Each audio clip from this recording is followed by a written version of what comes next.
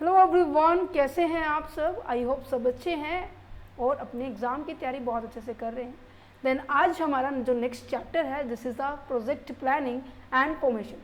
देखिए इसके ऊपर एक स्पेशल सब्जेक्ट भी है, प्रोजेक्ट प्लानिंग के ऊपर प्रोजेक्ट मैनेजमेंट की प्रॉपर बुक है, बट हम यहाँ पर पर्टिकुलर सिलेबस कर रहे हैं। सो जिस भी यूनिवर्सिटी से बिलोंग कर रहे हैं स्टूडेंट्स, जहाँ पर भी ये टॉपिक आ रहा है प्रोजेक्ट प्लानिंग इन्फॉर्मेशन, ये टॉपिक सभी यूनिवर्सिटीज़ के अंदर कंटेंट इसका सेम है। ठीक है, सो आज हम स्टार्ट करते हैं कि प्रोजेक्ट क्या होता है, उसके रिगार्डिंग हम प्लानिंग कैसे करते हैं और पूरे के पूरे प्रोजेक्ट को हम फॉर्मुलेट कैसे करते हैं, फाइनली उसको हम इम्प्लीमेंट कैसे करेंगे। ये सारे के सारे टॉपिक इसके अंदर पढ़ने वाले हैं। ठीक है, इस सभी चीज़ों के लिए देखो, प्रोजेक्ट करना मीन्स कि कोई इवेंट को ऑर्गेनाइज करना, वो आपके लिए एक प्रोजेक्ट है।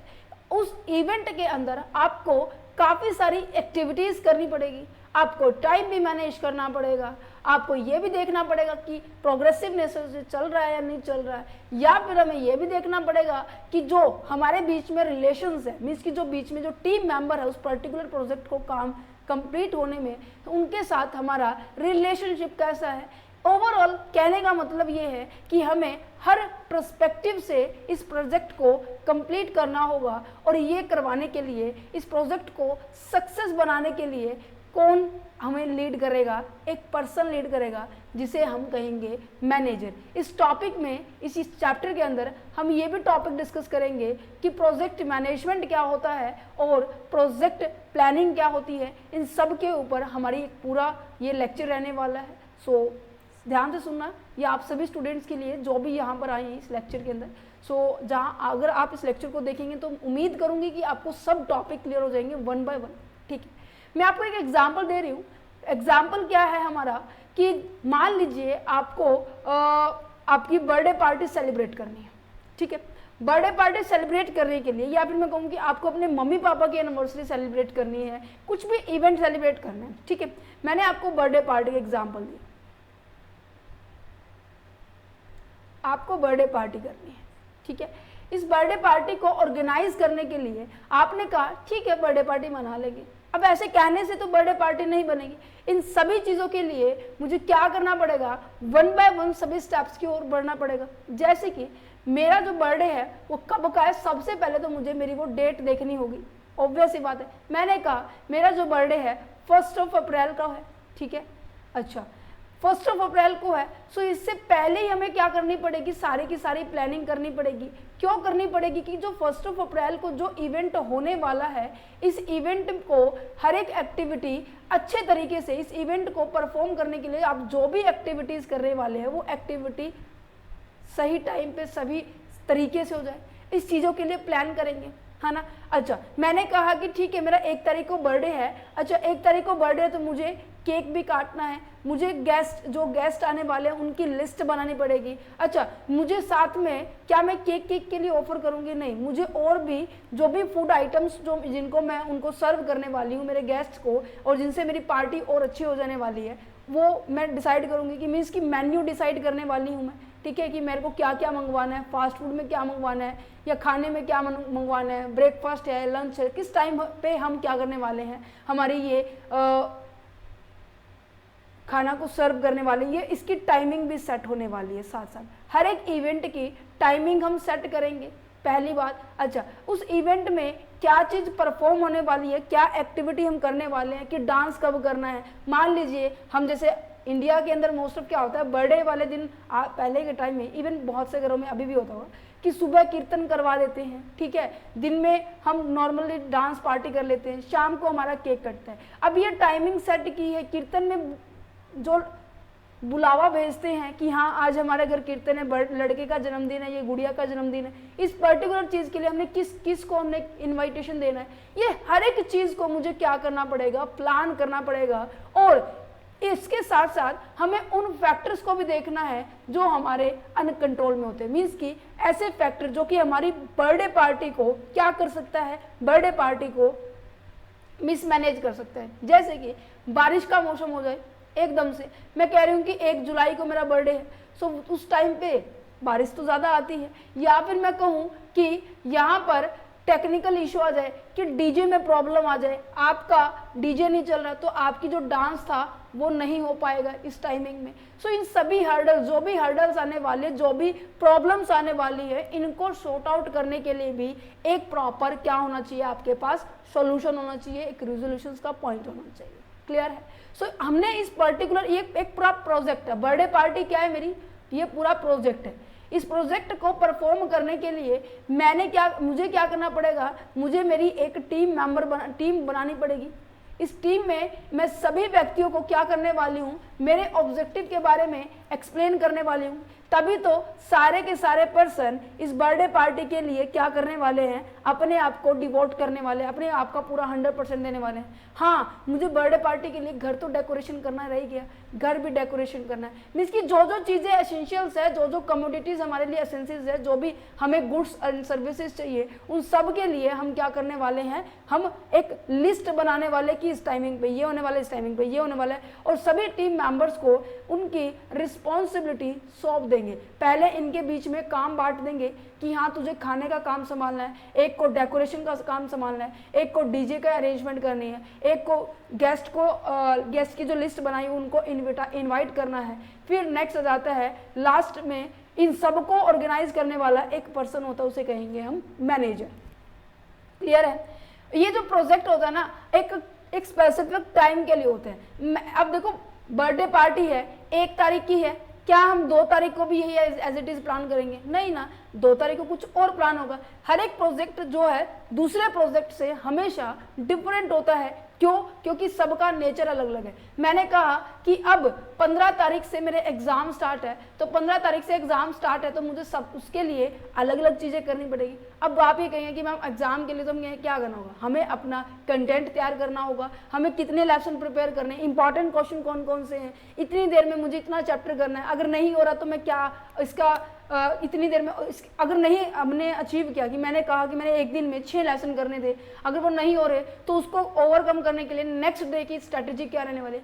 हर एक चीज़ की जो ये मेरे लिए अलग प्रोजेक्ट है 15 तारीख का। सो हर एक प्रोजेक्ट दूसरे प्रोजेक्ट से हमेशा डिफरेंस होता है, और उनके अंदर जो कंडक्ट की जाने वाली जो एक्टिविटीज़ होती है वो भी अलग अलग होती है। उम्मीद है ये जो मैंने आपको एग्जांपल दिया ये समझ में आ गई। ये ओवरऑल सारा का सारा मैं कहूँगी क्रक्स है कि आपके पूरे चैप्टर्स का समझ में आ गया। ठीक है, चलो अब हम इसको यहाँ से पढ़ते हैं कि प्रोजेक्ट क्या है। प्रोजेक्ट का मतलब अगर मैं बताऊँ बहुत वाइड मीनिंग है, राइट? क्योंकि देखो हर एक एक्टिविटी के लिए, अब देखो मेरे को ये वीडियो को शूट करना था, सो मेरे लिए एक प्रोजेक्ट है ये, है ना। इसको करने के लिए मेरी पूरी जो टीम है 10 मेंबर्स की, 15 मेंबर की जो मेरी टीम है, इन्होंने सबने मुझे सपोर्ट किया कि ये का अब तभी तो मैं इसको कर पा रही हूँ, है ना। ये टेक्निकल इशू ना हो तो उन्होंने मेरे को एक अच्छा सर्वे प्रोवाइड किया। नेटवर्क का इशू, जो नेटवर्क का इशू रहता था उससे मुझे रिमूव सर्विसेज दी अच्छी, इससे मुझे कोई भी प्रॉब्लम ना हो कि आपको ये लेक्चर प्रोवाइड कर सकूं, राइट। सबको पता था कि ये जो लेक्चर है सभी स्टूडेंट्स के लिए, ये मैंने सबसे पहले मेरा ऑब्जेक्टिव सभी पर्सन्स को बताया, तो उसके हिसाब से सब ने उस प्रोजेक्ट के लिए काम किया। ठीक है, यहाँ पे देखा जा रहा है कि देखो बर्थडे पार्टी एग्जाम्पल दिया हुआ है कि आपने डेट्स डिसाइड की, गेस्ट डिसाइड किया, आपने वेन्यू डिसाइड किया कि कहाँ किस प्लेस पे हम क्या करने वाले हैं, हमारी बर्थडे पार्टी सेलिब्रेट करने वाले हैं। हमने डेकोरेशन का प्लान किया, हमने फूड्स को, ड्रिंक्स को सभी को अरेंज किया, हम क्या गेम करने वाले हैं, केक की कटिंग की टाइमिंग क्या रहने वाली है। ये सभी चीज़ें जब हम लिस्ट ऑफ प्रोजेक्ट्स हैं, लिस्ट ऑफ टाइमिंग है, लिस्ट ऑफ एक्टिविटी है तैयार कर देते हैं, उनके साथ साथ टाइमिंग सेट कर देते हैं, उसे कहेंगे हम एक प्रोजेक्ट को प्लान किया जा रहा है। इसी तरह से मैं एक और एग्जाम्पल जितने लोग ये टॉपिक तभी समझ में आएगा, और इसको टॉपिक के अंदर ना तभी आप लिख पाएंगे कि हाँ एक्चुअल में लिखना क्या है ना। जैसे कि एक और एग्जाम्पल है, जैसे कि मुझे घर बनाना है, घर बनाना है, ठीक है, हवा हवा में तो नहीं बनेगा। उस बनाने के लिए मुझे क्या करना पड़ेगा, मुझे ये भी देखना पड़ेगा कितने मटेरियल्स चाहिए, मुझे ये देखना पड़ेगा कि हाँ घर बनाने में मुझे क्या करना, दरवाजे भी चाहिए, डोर भी चाहिए, विंडो भी चाहिए, फैन भी चाहिए, वायर की फिटिंग भी चाहिए, ये सभी चीज़ें चाहिए, है ना। अच्छा, इनकी फिटिंग होने से पहले मुझे घर प्रॉपर बनाना तो पड़ेगा, मीन्स की जो दीवारें हैं वो खड़ी करनी पड़ेगी। दीवारों के लिए क्या चाहिए, मुझे ईंटें चाहिए, मुझे जो भी मतलब उसके लिए रॉ मटेरियल्स होता है, ठीक है, सीमेंट होती है, रेती होती है, ये सभी चीज़ें चाहिए। तो मुझे सभी चीज़ों का क्या करना पड़ेगा, लिस्ट ऑफ एक्टिविटी तैयार करनी पड़ेगी, तो इसे कहेंगे हम प्रोजेक्ट, राइट। प्रोजेक्ट प्लानिंग के अंदर ये 5 चीजें इंक्लूड होती है। क्या क्या होती है? सबसे पहले हम अपने गोल को सेट करते हैं कि एक्चुअल में हमारा गोल क्या है।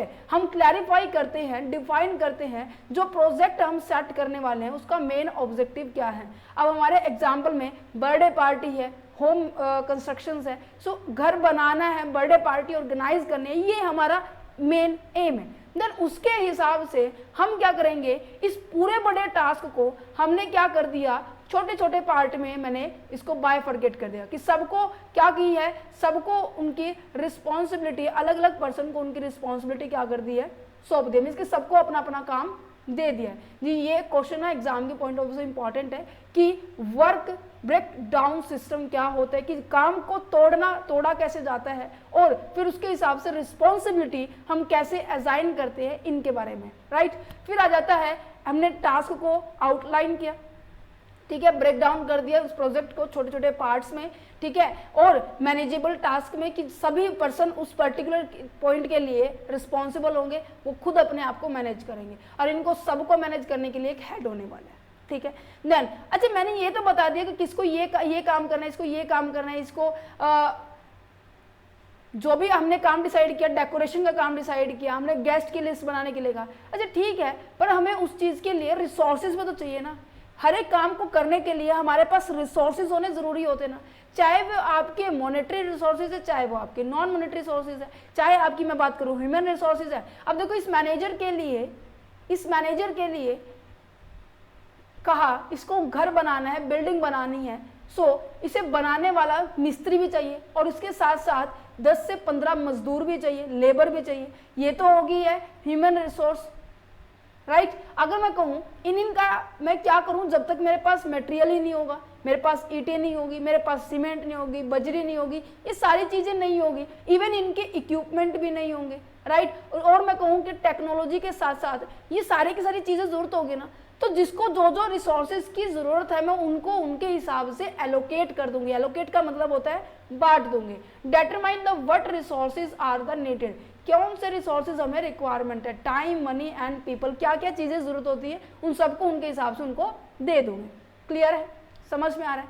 अच्छा, नेक्स्ट जाता है आपका शेड्यूलिंग। शेड्यूलिंग का मतलब होता है टाइम को आप क्या कर रहे हो, टाइम फ्रेम कर रहे हो कि 1 घंटे के अंदर हमें ये एक्टिविटी करनी है, डांस हमारा 3 घंटे तक चलेगा, ठीक है, और लास्ट में जो केक की पार्टी हमारी क्या होने वाली है, 7 से 9:30 बजे तक होने वाली है, फिर उसके बाद हम डांस करने वाले हैं, ठीक है। ये क्या है, टाइम शेड्यूल तैयार कर दिया, ठीक है। ये तो हमारा 1 दिन का हो। बट घर बनाने की अगर बात की जाए, इसका मैं 2 एग्जांपल साथ में क्यों लेके चल रही हूँ, क्योंकि दोनों एक कंपनी के पॉइंट ऑफ व्यू से चल रहा है, एक हमारे जनरल लाइफ से मैं बिलोंग कर रही हूँ, ठीक है। घर बना रहे हैं, सो हमें ये पता होना चाहिए कि 1 दिन में हमारा इतना काम कंप्लीट होना जाना चाहिए कि 1 दिन में ये पूरा का पूरे जो रूम है इनकी हाफ ऑफ दीवार जो है, हाफ ऑफ जो वॉल है वो क्या हो जानी चाहिए, प्रिपेयर हो जानी चाहिए। क्योंकि एकदम से साथ में एक साथ नहीं बनाते, आपको भी पता है, क्योंकि एक साथ अगर बना दी वो गिर जाने का सबसे ज़्यादा डर रहता है, क्योंकि वो गीली होती है ना, दैट्स द रीजन। ओके, अच्छा, फिर हम रिस्क को भी मैनेज करेंगे कि कुछ एक एक्सटर्नल जो फैक्टर्स होते हैं जो कहीं ना कहीं आपके प्रोजेक्ट को एक्चुअल में इम्प्लीमेंट होने के लिए हर्डल क्रिएट करते हैं, जैसे कि बारिश आ जाए, जैसे कि टेक्निकल इशू हो जाए, जैसे कि जो वर्कर है उसकी हेल्थ इशू हो जाए। तो इन सभी रिस्क को हम मिटिगेट करते हैं, पहले उनको आइडेंटिफाई करेंगे, देन उनको मिटिगेट करेंगे, दैट मीन्स उनको रिजॉल्व कर देंगे, ठीक है। ये आपके प्रोजेक्ट के 5 पॉइंट थे, गोल को सेट करना, आउटलाइन करना टास्क को कि टास्कों को कौन परफॉर्म करेगा, फिर उसके हिसाब से रिसोर्सेज को एलोकेट किया, फिर हमने टाइम को शेड्यूलिंग किया, देन रिस्क को मैनेजमेंट किया। क्लियर है?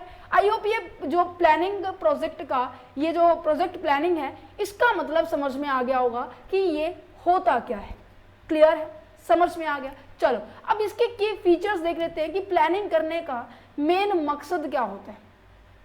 मेन मकसद क्या होता है, देखो फीचर्स बात की जा रही है ना कि ये इनके अगर ये फीचर्स नहीं होंगे ना तो हमारा प्रोजेक्ट नहीं कंप्लीट हो सकता। अब देखो प्रोजेक्ट स्टार्ट होता है और जब तक खत्म नहीं हो जाता तब तक हम उसके ऊपर निगरानी रखते हैं, है ना। और ये मैंने बताया कि इसके लिए स्पेशल एक गोल होना चाहिए, स्पेशल एक पर्पस होना चाहिए, ठीक है। तो पर्पस होगा तभी तो हम किसी पर्टिकुलर प्रोजेक्ट को स्टार्ट करेंगे। स्टार्ट करने के लिए आपके पास पर्पस तो होना चाहिए ना कि आप ये काम क्यों करना चाहते हैं, है ना। ये वीडियो आपके लिए क्यों शूट हो रही है, क्योंकि मैं आप लोगों को ये टॉपिक समझाना चाह रही हूँ, मेरा ये स्पेसिफिक पर्पस है, राइट, मेरा ये स्पेसिफिक ऑब्जेक्टिव है। इनको मैंने क्या किया, ये मैंने डिसाइड किया, ठीक है। इस पर्टिकुलर ऑब्जेक्टिव को अचीव करने के लिए मैंने क्या किया, प्रोजेक्ट को इनोवेट किया, मैंने स्टार्ट किया। एग्जाम्पल यहाँ पे एक ऐसा लिया है जो पूरे फीचर्स में सेट होने वाला है। क्या है, एक हमें एक ऑर्गेनाइजेशन सेट करना है, एक इवेंट ऑर्गेनाइज करना है। क्या है, म्यूजिक फेस्टिवल। आपने बहुत सारे फेस्टिवल देखे होंगे, जैसे कि जागरण होता है मंदिर के अंदर या फिर नॉर्मल पर्सन करवाते हैं, है ना। या फिर मैं कहूँ कि आपने काफ़ी सारी रैलियाँ देखी होंगी, ठीक है, राइट, रोड शो देखे होंगे। वो भी एक सभी प्रोजेक्ट ही होते हैं, ठीक है। किसी का छोटा प्रोजेक्ट होता है, किसी का बड़ा प्रोजेक्ट होता है, इनके बारे में डिस्कस करेंगे, classification of the project, right. So यहाँ पर मैंने एग्जाम्पल लिया है, म्यूजिक फेस्टिवल मुझे ऑर्गेनाइज करना है। म्यूजिक फेस्टिवल को ऑर्गेनाइज करने के लिए मैं क्यों कर रही हूँ, मेरा मेन ऑब्जेक्टिव क्या है। जैसे मेरा ये लेक्चर डिलीवर करना, आप सभी स्टूडेंट्स को समझाना है। सो कोई भी फेस्टिवल ऑर्गेनाइज किया जा रहा है, सो ऑब्वियस सी बात है जो मेरी ऑडियंस है उनको मैं इन्फ्लुएंस करना चाहती हूँ, उनको मैं अट्रैक्ट करना चाहती हूँ कि ये फलाना फलाना कंपनी है, हर महीने में क्या करती है, एक म्यूजिक ऑर्गेनाइजेशन, एक म्यूजिक जो इवेंट है, म्यूजिक फेस्टिवल जो इवेंट है वो ऑर्गेनाइज करती हैं। सो अपने जो कैंडिडेट्स है, अपने जो ऑडियंस है, उनको वो लार्ज नंबर में अट्रैक्ट करना चाहती है। This is the purpose of the music festival, okay. अच्छा, उसके पर्पस को तो डिसाइड कर दिया, देन हमने देखा कि जो म्यूजिक फेस्टिवल है इसकी लाइफ साइकिल क्या रहने वाले हैं। मींस कि जो हम प्रोजेक्ट करने वाले हैं इसके जो डिफरेंट स्टेजेस है, डिफरेंट इस पूरे प्रोजेक्ट को कंप्लीट करने के लिए जितने भी स्टेजेस आने वाले हैं उनके बारे में बात की जा रही है। सबसे पहले हम इनिशिएट करते हैं, मीन्स कि हमारे जो प्रोजेक्ट के रिगार्डिंग हमारे माइंड में आइडिया आता है कि हम इस तरीके से कर सकते हैं। फिर उसके रिगार्डिंग हम प्लानिंग करते हैं कि हमें कितने टीम मेंबर्स चाहिए, कितने ड्यूरेशन तक चाहिए, कितना इसके ऊपर खर्चा होने वाला है, इन सब के बारे में हम प्लानिंग करते हैं, है ना। फिर उसको फाइनली हम क्या करते हैं, एग्जीक्यूट करते हैं। एग्जीक्यूट का मतलब क्या होता है कि आप उसको एक्चुअल में इम्प्लीमेंट कर रहे हैं। अच्छा, इम्प्लीमेंट करने के साथ साथ आप क्या करेंगे कि कोई चीज़ कि किसी चीज़ की कमी तो नहीं रही है, उसको रेगुलर बेसिस पे मॉनिटर भी करेंगे। मैंने कहा कि जो मेरा फेस्टिवल है 3 से 8 तारीख तक का है, ठीक है। सो पहली डेट से लेके 8वीं डेट तक आप इसको लगातार मॉनिटर करेंगे। कुछ हर्डल आ रहे हैं तो उसको कंट्रोल करेंगे। मान लीजिए 5 तारीख को बहुत तेज तूफान आ गया, बहुत तेज बारिश आई, जिसके कारण आपका जो सेटअप है वो थोड़ा बहुत बिगड़ गया है ना। तो उसको आपने जल्दी से उनकी रेमेडीज लेके आए, उनका सॉल्यूशन लेके आए। देन फाइनली 8वें दिन की शाम 8 बजे आपका प्रोग्राम क्या हो गया है, फिनिश हो गया है। सो आपने अपना जो प्रोजेक्ट है वो क्लोज करता है, ठीक है। अब देखो यहाँ पर मैंने आपको म्यूजिक फेस्टिवल का एग्जाम्पल दिया, तो यहाँ पे प्रोजेक्ट लाइफ साइकिल में सबसे पहले इनिशिएशन का मतलब क्या है कि आपके माइंड के अंदर एक आइडिया जनरेट हुआ है, राइट। उसके रिगार्डिंग आपने शेड्यूल किया, टाइमिंग सेट की कि किस किस टाइम। आप देखो दिन में तो, दोपहर में तो बहुत ज़्यादा धूप हो जाती है, तो हमने डिसाइड किया कि सुबह 7 से लेकर सुबह 11 बजे तक एक सेट होने वाला है। फिर शाम को 4 से लेकर शाम के 7 बजे तक फिर एक सेट होने वाला है। जैसे कि ये जादूगर सम्राट जो है मोस्ट ऑफ सिटीज के अंदर ये आया हुआ है, राइट। सो ये इसका भी एक प्रोजेक्ट है कि टाइमिंग सेट की हुई है कि हाँ ये शो है इस दिन को होगा, ये शो इस दिन का। वो आपको पता है मंडे से सैटरडे तक उसकी एक टाइमिंग रहती है, दिस वन में माने तो। संडे को वो 3 शो करते हैं क्योंकि संडे को बच्चों की छुट्टियां होती हैं। वो अपने टारगेट, अपने जो कस्टमर है उनको अट्रैक्ट कर रहे हैं। क्लियर है, समझ पा रहे हैं। सो हमने शेड्यूलिंग सेट कर दी, बजट सेट कर दिया। अच्छा, फिर हमने जो भी स्टेज था जहां पर हमें कंडक्ट करना है, जहां पे हमें इवेंट को ऑर्गेनाइज करना है, इन सभी चीज़ों को हमने मैनेज की, इनकी सेटिंग की। फिर हमने मॉनिटर किया कि हर चीज़ स्मूथली चल रही है या नहीं चल रही है, एंश्योर एवरीथिंग रन स्मूथली है या नहीं है, इसकी कोई हर्डल तो नहीं आ रही है। अगर हर्डल आ रही है तो उसको टाइम टू टाइम चेक किया जा रहा है। देन फिर लास्ट में क्या जाएगा, event warm up and there is a evaluation. Event खत्म हो जाएगा और इवैल्यूएशन भी किया जाएगा, किसके द्वारा, मैनेजर के द्वारा किया जाएगा। मैनेजर अपनी पूरी टीम को बुलाएगा और पूछेगा कि हाँ किस आप सभी मेंबर को मजा आया, अच्छा कितना मजा आया, कहाँ पे आपकी कमी रही, कितना काम आपने अच्छे तरीके से किया, what work went happen, what, and last is that कि आपको किस पॉइंट पे आपका इंप्रूवमेंट करने की जरूरत है वो भी हम देखेंगे। मीन्स कि मैनेजर इवेलुएट भी करेगा कि नेक्स्ट टाइम जब हम प्रोजेक्ट करेंगे सो हमें ये मिस्टेक्स नहीं करनी है। अच्छा, सिंगल एंटिटी क्यों बोला गया? देखो, सभी के सभी जो पर्सन है, सभी के सभी जो टीम मेंबर है, एक सिंगल पॉइंट को, अब मैंने कहा कि ये जो इवेंट है म्यूजिक फेस्टिवल का जो ये इवेंट है इसको ऑर्गेनाइज करना है, प्रोजेक्ट तो एक ही है, बट इस सिंगल प्रोजेक्ट के अंदर काफी सारे लोगों के एफर्ट्स होते हैं, काफी सारे मेंबर्स, जो जितने भी टीम मेंबर्स हैं उन सबके एफर्ट होंगे। एक यूनिफाइड एफर्ट के साथ हम क्या करने वाले हैं, एक साथ इस प्रोजेक्ट के गोल को अचीव करने वाले हैं। ठीक है, okay. All the activity from the booking the artist, हमने आर्टिस्ट को बुलाया, सिंगिंग का जो सिंगर होता है उस पर्सन को बुलाने के लिए बात की जा रही है। उसके लिए खाना कैसे, कहाँ तक अरेंज किया जाएगा, कितने टाइम तक हम उसको क्या देंगे, कैसे क्या करेंगे, हर चीज को। ये देखो खाना कैसे होगा, अब देखो आपने घर में भी देखा होगा, या फिर मैं कहूँ कि क्या एग्जाम्पल है, आपने कभी भी कोई प्रोजेक्ट में इन्वॉल्वमेंट किया हो तो आपको पता चले।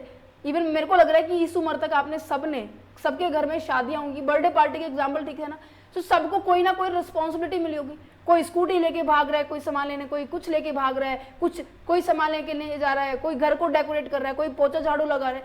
सब बच्चे क्या करते हैं, अपने घर में उस दिन बिल्कुल एनर्जी के साथ काम करते हैं, राइट। तो सबका कॉन्ट्रीब्यूशन, छोटा छोटा कॉन्ट्रीब्यूशन क्या करते हैं, बड़े प्रोजेक्ट को हम क्या कर पा रहे हैं, इंप्लीमेंट कर पा रहे हैं, राइट। देन इंटरडिपेंडेंसी है, मैंने आपको बताया कि अगर जब तक आपका एक एक्टिविटी परफॉर्म नहीं होगी, मानो कि बर्थडे के लिए गेस्ट की लिस्ट ही नहीं बनाई गई, ठीक है, बर्थडे की टाइमिंग ही नहीं सेट की, तो क्या आप अपने बर्थडे पार्टी को फुल ऑफ एंजॉय के साथ कंप्लीट कर सकते हैं?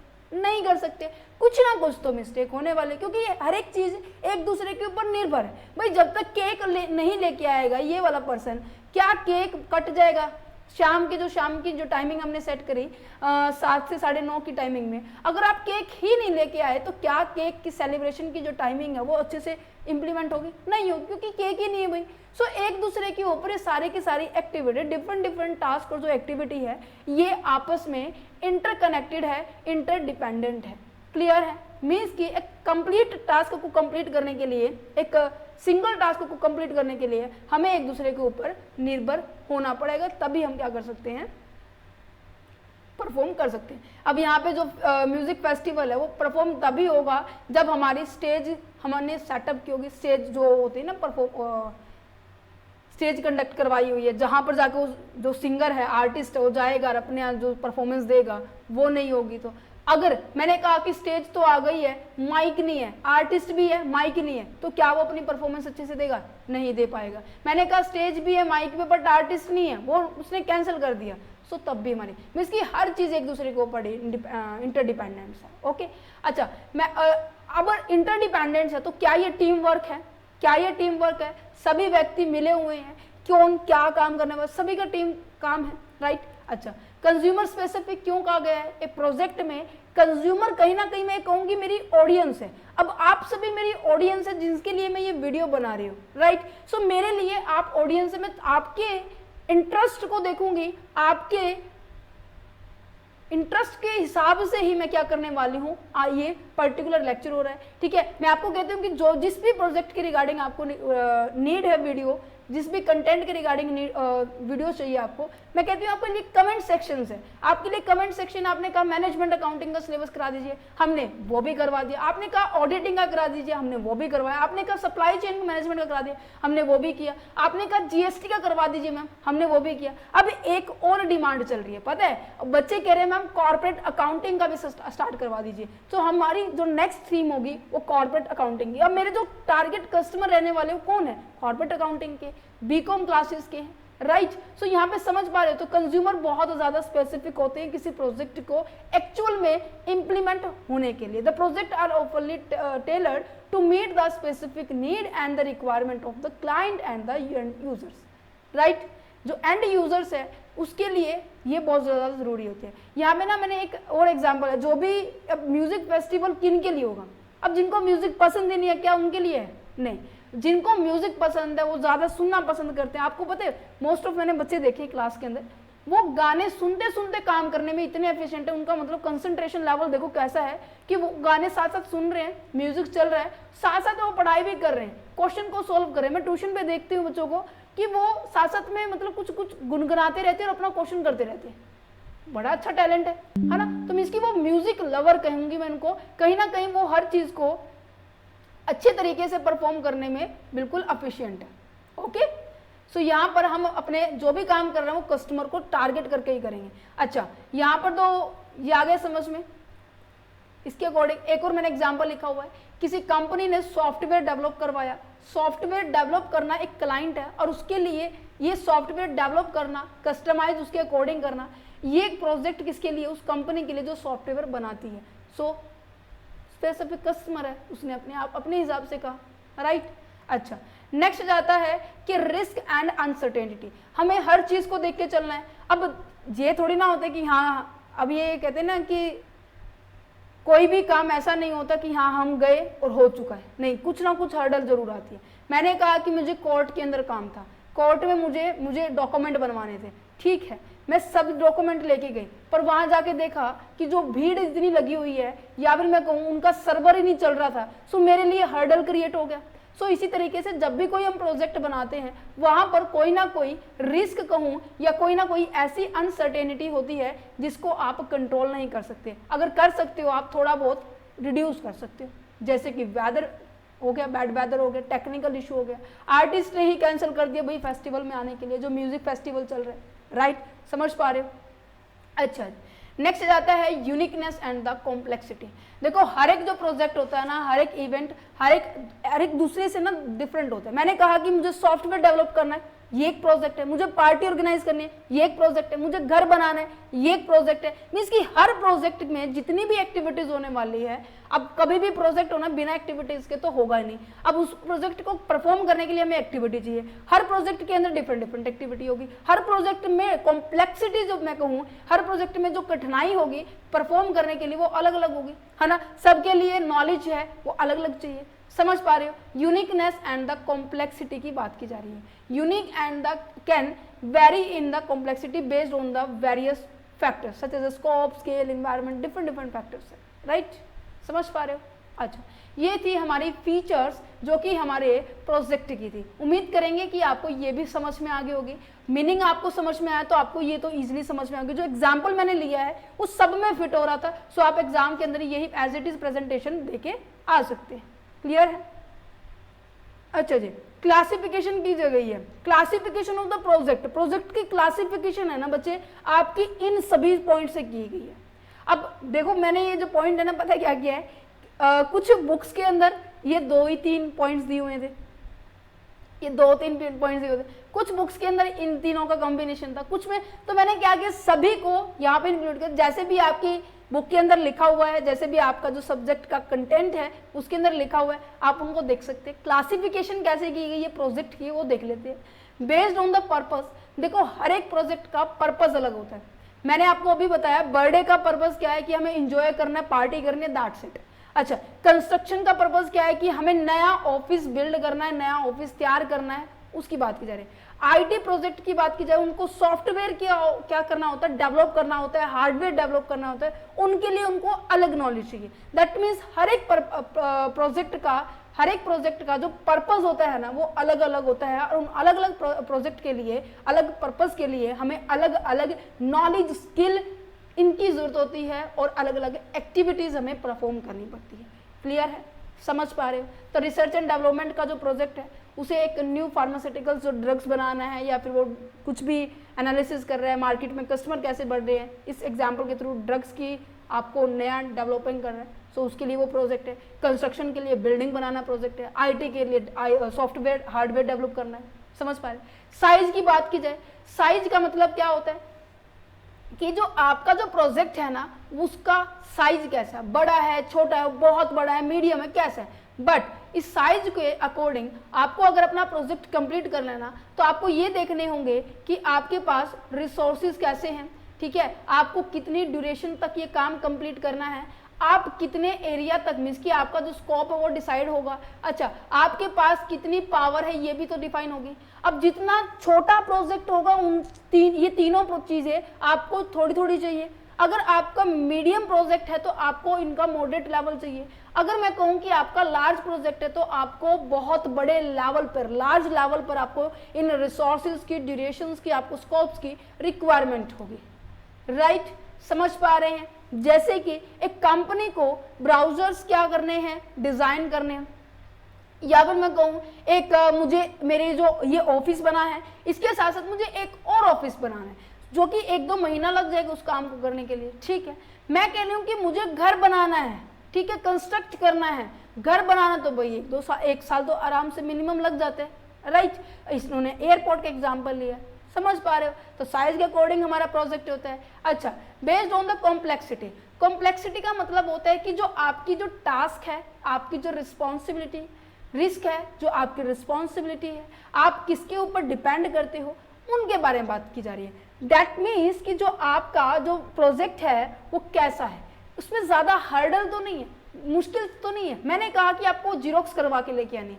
प्रोजेक्ट आपका यही है कि आपकी जो एक फाइल है, ठीक है, जिसे हम सिनॉप्सिस कहते हैं, आप इवन ग्रेजुएशन मास्टर्स डिग्री में करते होंगे, ठीक है, सर्वे मीटिंग भी होती है, सिनॉप्सिस तैयार करते हैं, हाइपोथेसिस तैयार करते हैं, उनकी 3-3 कॉपीज करवानी पड़ती है। तो आपने कहा कि मैं करवा के लेके आ दूँ, सिंपल सा प्रोजेक्ट था आपके लिए, है तो ये भी टास्क ना कि आपने पहले सिनॉप्सिस तैयार की है, देन उसको बनाया है। सो आपके लिए एक छोटा टास्क है। सो आपके लिए ये जो स्टेट फॉरवर्ड रहने वाले हैं, टास्क हो गया, रिस्पॉन्सिबिलिटी हो गया, डिपेंडेंसी हो गया, आप जीरोक्स वाले जो सर हैं, अंकल हैं, जो भी कहते हो आप उनको, उसके ऊपर डिपेंडेंट है। अगर मैंने कहा कि आपका मॉडरेट कॉम्प्लेक्सिटी है, मीन्स की थोड़ा बहुत दिक्कत आ सकती है, जैसे कि इसको तैयार करने में कहाँ से हम अपने रिसोर्सेज को लेने वाले हैं, कहाँ से हम इनको क्या करने वाले हैं, राइट करने वाले हैं, उन सब की बियोग्राफी देनी पड़ती है। आई होप आपने लिखी हो तो ठीक है, अदरवाइज मैं आप समझ सकते हो, कोई बुक की आपको प्रिंट करवाना है, ठीक है।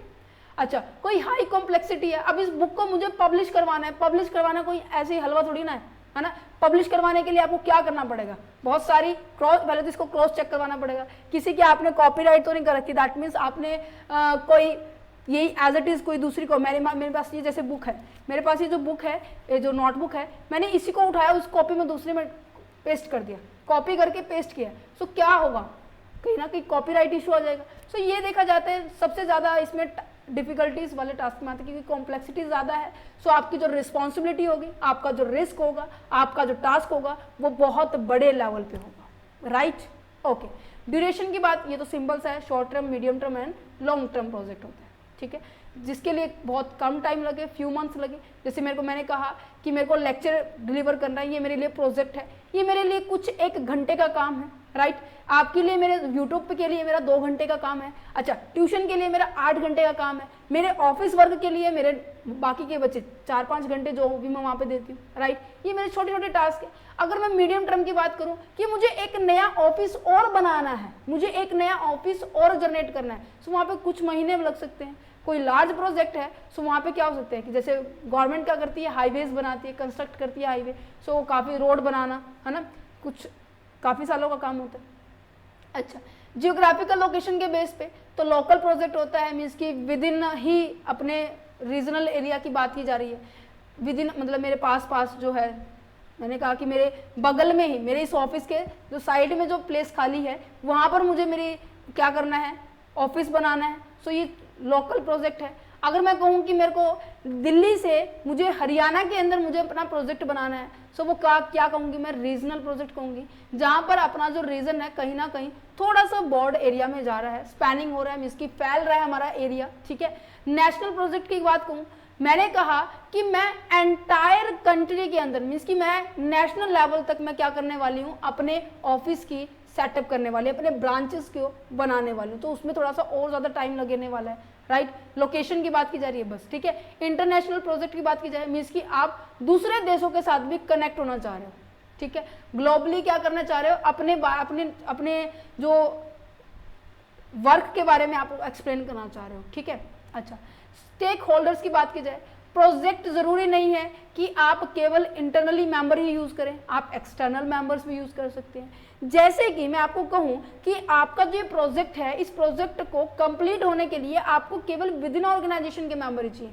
तो हम क्या करेंगे, ऑर्गेनाइजेशन के इंटरनली पर्संस को ही इन्वॉल्व करेंगे within a single organisation. अगर मैं कहूँ कि मेरे जो एक्सटर्नल प्रोजेक्ट है तो उसे हम क्या कहेंगे, एक्सटर्नल क्लाइंट्स और स्टेक होल्डर्स को बुलाएंगे, जैसे कि शेयर्स को इशू करना, डिबेंचर्स को इशू करना, बैंक से लोन होना, फाइनेंशियल इंस्टीट्यूशन से लोन होना, ये सारे के सारे यही है। अच्छा, रिसोर्सेज की बात की जाए, रिसोर्सेज के अंदर क्या है, ह्यूमन रिसोर्स आ जाएगा, नॉन ह्यूमन रिसोर्स आ जाएगा, दैट्स इट। समझ में आ गया? उम्मीद करेंगे कि ये जो पॉइंट है ये आपको समझ में आ गया, क्लासिफिकेशन।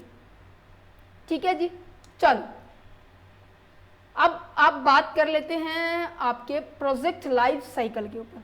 ठीक है, देखो मैंने आपको बताया था कि इस लेक्चर के अंदर हम कंप्लीट डिस्कस करने वाले हैं, सो बी पेशेंस, ओके, क्योंकि अब हम प्रोजेक्ट लाइफ साइकिल में पहुंच चुके हैं कि प्रोजेक्ट की लाइफ साइकिल कैसे चलती है, प्रोजेक्ट कैसे हमारा इंप्लीमेंट होता है, स्टार्टिंग से लेकर हमारे एंड पॉइंट तक। अगर आपको ये प्रोजेक्ट लाइफ साइकिल समझ में आ गया तो प्रोजेक्ट मैनेजमेंट लाइफ साइकिल जो है वो सिमिलर है, बस वहां पे आपको ये ध्यान रखना है कि जो मैनेजर है ना, इसका रोल ज्यादा होने वाला है इस प्रोजेक्ट को इंप्लीमेंट करने के लिए, है ना। अभी फिलहाल हम प्रोजेक्ट की बात कर रहे हैं, फिर उसके बाद हम बात करेंगे मैनेजमेंट की भी, दैट्स इट। तो प्रोजेक्ट लाइफ साइकिल क्या है, एक सीरीज ऑफ द फेस है जिसके अंदर हम क्या करते हैं, प्रोजेक्ट को स्टार्टिंग, मैंने कहा कि आपको बर्थडे पार्टी बनानी है, ठीक है, सो प्रोजेक्ट को मैंने बर्थडे पार्टी सेलिब्रेट करनी है, ये मेरे माइंड में आइडिया है, ठीक है। जैसे कि मैंने कहा कि घर में शादी है, तो शादी है, शादी कब की है, हमने पहले डेट डिसाइड की कि हमारे घर तो 21 फरवरी की शादी है। अच्छा, 21 फरवरी के बाद हमने कहा कि क्या क्या इवेंट इससे पहले होने वाले हैं, सो हमने कहा कि 3 दिन पहले ये काम होगा, उससे 3 दिन पहले ये काम होगा, उससे पहले हमें जो शॉपिंग भी करनी है, हमें डिफरेंट टाइप्स की जो भी हमें रिक्वायरमेंट है। शादी में क्या होता है, हल्दी होती है और मेहंदी होती है, राइट। इन सभी इवेंट्स को हमें ऑर्गेनाइज करना है, इन इवेंट्स के लिए क्या क्या सामान चाहिए, क्या क्या किन किन लोगों को बुलाना है, वो सभी होती है। सो प्रोजेक्ट यही तो होता है। हम क्या करते हैं, स्टार्टिंग में हमारे दिमाग में एक आइडिया आता है, उस आइडिया के ऊपर फिर हम काम करते हैं, सब चीज़ ऑर्गेनाइज करते हैं, फिर उसको हम एग्जीक्यूट करते हैं, मॉनिटर करते हैं, मॉनिटर दैट मीन्स कोई कमी रहती है तो कंट्रोल करेंगे, देन उस फाइनल प्रोजेक्ट को बंद कर देंगे। शादी होने के बाद मैंने कहा कि आपकी जो 21 मार्च को शादी, 21 मार्च का था, 21 फरवरी का था, जो भी है, 21 मार्च को शादी है, तो हमने क्या किया, इससे पहले 17 को शुरू हो गए, ठीक है, हमने क्या किया, उसके बाद आई होप 25 तक काम फिनिश हो जाएगा, 10 दिन का तो काम होता ही है शादी में, राइट। तो चलो एक फटाफट देख लेते हैं कि इनिशिएशंस के अंदर क्या है, कि जो आप इनिशिएट करते हैं, स्टार्ट करते हैं, इसके अंदर क्या क्या रोल होते हैं। इसके अंदर सबसे पहले आप ये देखते हैं कि जो आपका गोल है, ऑब्जेक्टिव है, वो हम क्या करते हैं, डिफाइन करते हैं। क्लियर है, आपका जो गोल है, ऑब्जेक्टिव, वो डिफाइन करेंगे। अच्छा, मुझे आइडेंटिफाई करने होंगे कि अपने अपने जो स्टेक होल्डर्स हैं, इसकी जो उसके अंदर जो टीम मेंबर है वो कौन कौन रहने वाले हैं, पार्टी के अंदर जो मेरी टीम के मेंबर बनने वाले, इस पार्टी को पूरा सक्सेसफुल बनाने के लिए वो टीम में मेंबर कौन कौन है। हम 3 भाई बहन हैं, चाचा ताऊ के बच्चे हो गए, मम्मी पापा के जो भाई बहन है उनके बच्चे हो गए, हमने सबको मिला लिया, हम सभी बच्चे हो गए 30 बच्चे, तो ये हमारी पूरी बन गई है टीम, ठीक है। जैसे कि एक कोच के पास होता है ना, कोच को क्या होता है कि अपनी पूरी टीम को जिताने के लिए उसके पास एक अच्छे प्लेयर होने चाहिए, और उन प्लेयर्स को क्या बताना होगा, हमारे गोल्स क्या हैं, हमारे ऑब्जेक्टिव्स क्या हैं, राइट।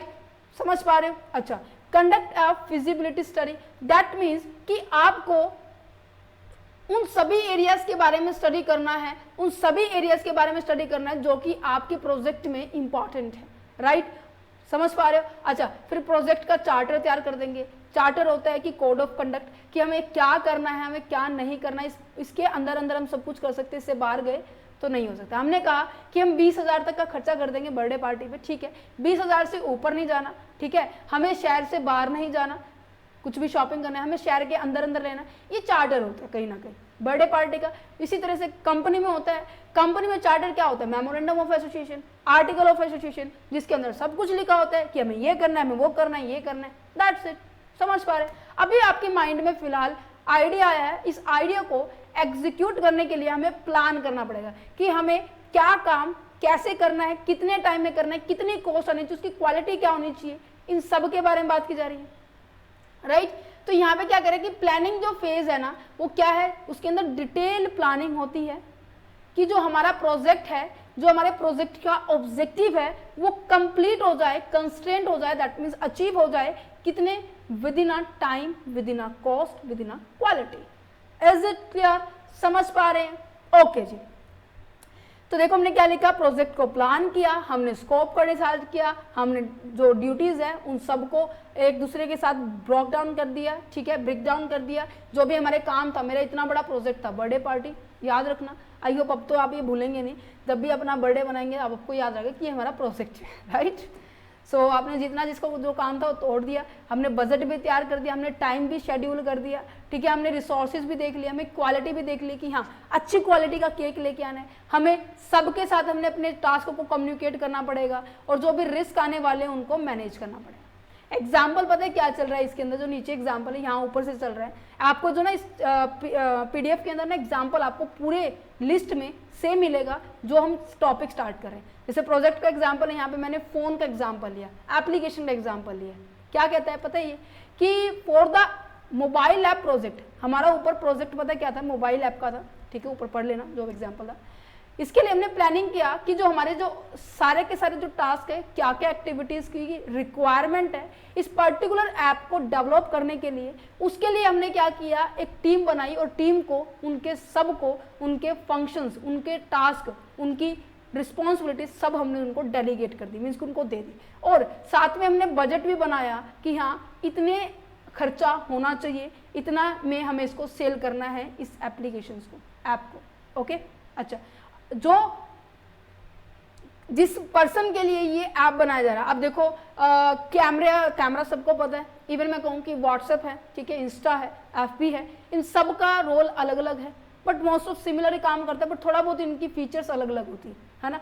तो स्पेसिफिक टारगेट किया ऑडियंस को, ऑडियंस के हिसाब से उसकी क्वालिटी डिजाइन की, ऑडियंस के हिसाब से उसकी जो क्वालिटी डिजाइन की है, उसकी फीचर्स जो डिजाइन किए, वो सारी की सारी चीजें हमने अपने सभी टीम मेंबर्स को बताई, जिसकी वजह से हमने एक स्ट्रैटेजी बनाई, जिसकी वजह से हम सभी रिसोर्सेज को हम अच्छे से एलोकेट कर सकते, क्वालिटी उनके हिसाब से बना सकते।